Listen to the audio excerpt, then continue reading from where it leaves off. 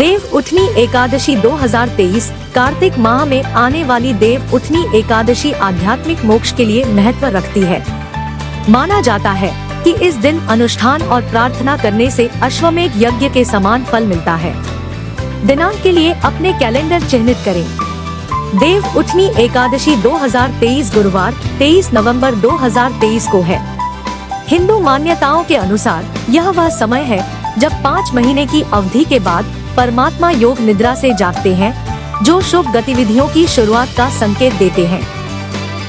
देवोत्थान एकादशी के नाम से जाना जाने वाला यह दिन कार्तिक माह के शुक्ल पक्ष में पड़ने वाली देवी लक्ष्मी और भगवान विष्णु से आशीर्वाद प्राप्त करने के लिए पूजनीय है। कहा जाता है कि इसके प्रभाव से गंभीर पाप भी क्षण भर में नष्ट हो जाते हैं।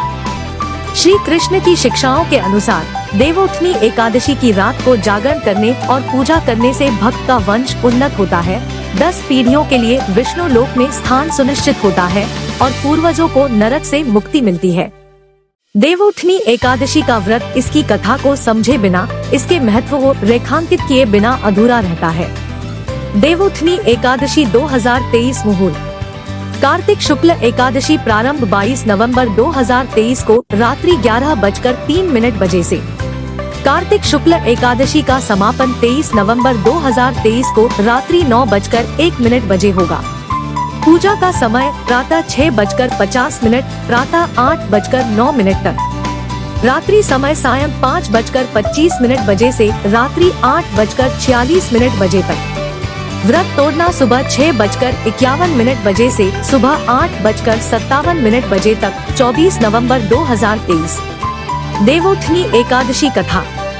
धार्मिक ग्रंथों के अनुसार भगवान विष्णु ने स्त्री का रूप धारण करके एक राजा की परीक्षा ली थी। मनुष्य से लेकर जानवर तक कोई भी एकादशी के दिन भोजन नहीं करता था। विष्णु भेष बदलकर सड़क के किनारे बैठ गए और अपनी सुंदरता से राजा को मोहित कर लिया। उसने राजत्व की मांग की और जो कुछ भी उसने तैयार किया उसे खाने के लिए राजा की वचनबद्धता की मांग की। एकादशी के दिन उसने मांसाहारी भोजन बनाया और राजा को धमकी दी कि वह इसे खाए, अन्यथा वह बड़े राजकुमार का सिर काट देगी। अपने व्रत के प्रति समर्पित राजा ने रानी से सलाह मांगी।